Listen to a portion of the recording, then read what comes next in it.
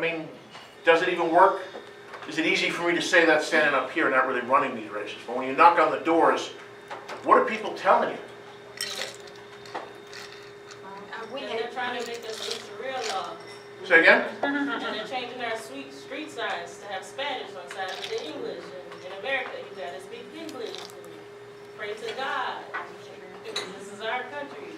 She door knocks a lot. I don't really know. Lauren is also, I know.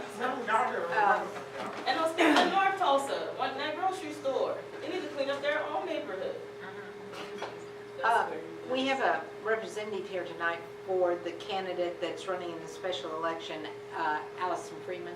Okay. And Lauren was going to speak to that, but she's a good example too, because I said, what do you need most? The election's next Tuesday. Mhm.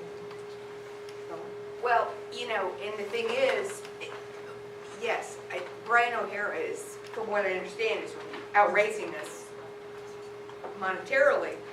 However, we are out working. We are knocking doors like crazy. Voter contact. And voter contact is the way to go. But, you know, They're all out hunting and, Yeah. and watching. but a great example is that he just sent out a mailer saying, just talking about how great he is, but he didn't say that he was a Republican. Well, and that's the new thing I noticed too, because is it Hearn, is that who you're talking about? Yeah. For the Congress? His signs say conservative, and I think nowadays that the Republicans are split, so conservative means I'm a wacko, and Republican means I'm a moderate. Right. I see. And That makes they sense. don't put it on there at all because they don't want you to know they're a moderate or something. I'm getting that vibe anyway when I'm driving around. It's not so much moderate as I realize there is a place for government, Right. which we now call moderate. You know what the problem with that is, a great Bill Maher line, that the left moved to the center moved to the right, and the right moved to an insane asylum. So like with abortion, it used to be every sane, sentient human being knew that even if you were against abortion, rape, incest, life of the mother. Everybody agreed that was the exception. No ghoul ever said, we're going to take that away. Now that's the compromise position. During the first presidential debate among the Republicans, they all said that they were against that, and someone said to Mark Rubio, but you're for that exemption. He goes, I never said that. He's proud of it. He's defensive about saying 14-year-old girls who get raped shouldn't be allowed to have an abortion. Right?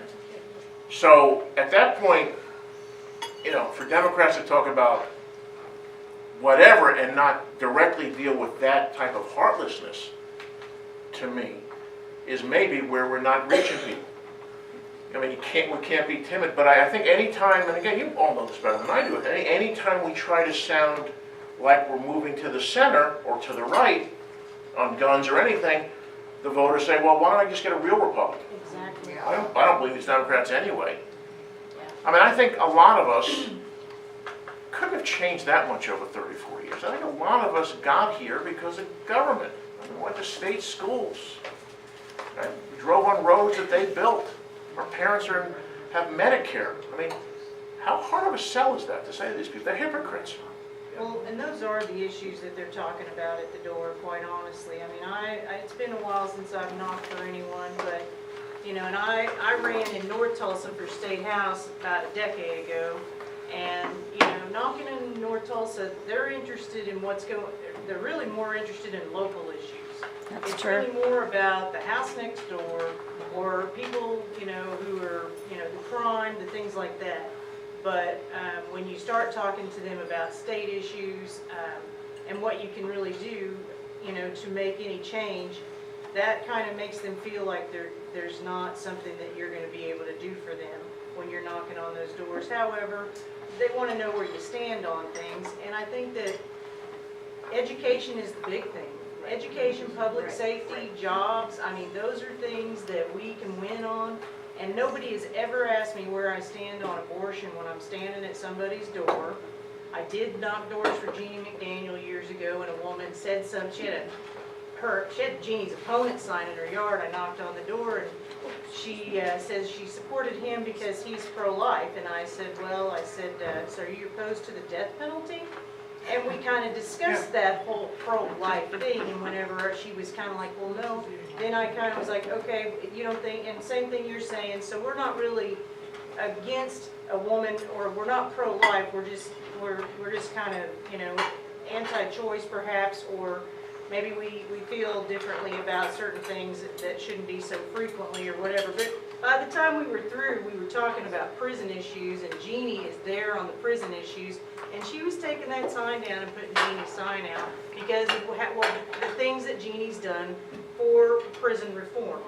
And that's something at her church that she was, you know, all involved in, was prison reform. So I think we've got to find those issues that are kind of bipartisan maybe. But I think public education and public safety and jobs and the Medicare, the medical, the health, those are things that we win on those issues. And those are the things that people are concerned about at the door. Especially Medicare, because when my dad was in Las Vegas, he used to have dinner with a bunch of, that time, 80-year-olds. All Republicans, all conservative, right? All who went to the doctor 2-3 times a week.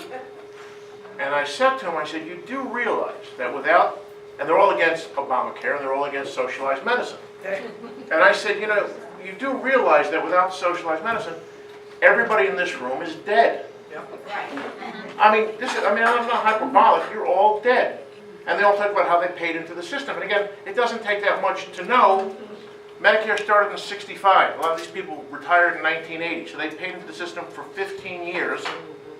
And back then it started at 0.25% of some adjusted gross and went up to a percent by the time they left. So maybe if they averaged $75,000 a year, I had this memorized, I was really impressed. I said, you've all probably chipped in about $17,000 to your Medicare account.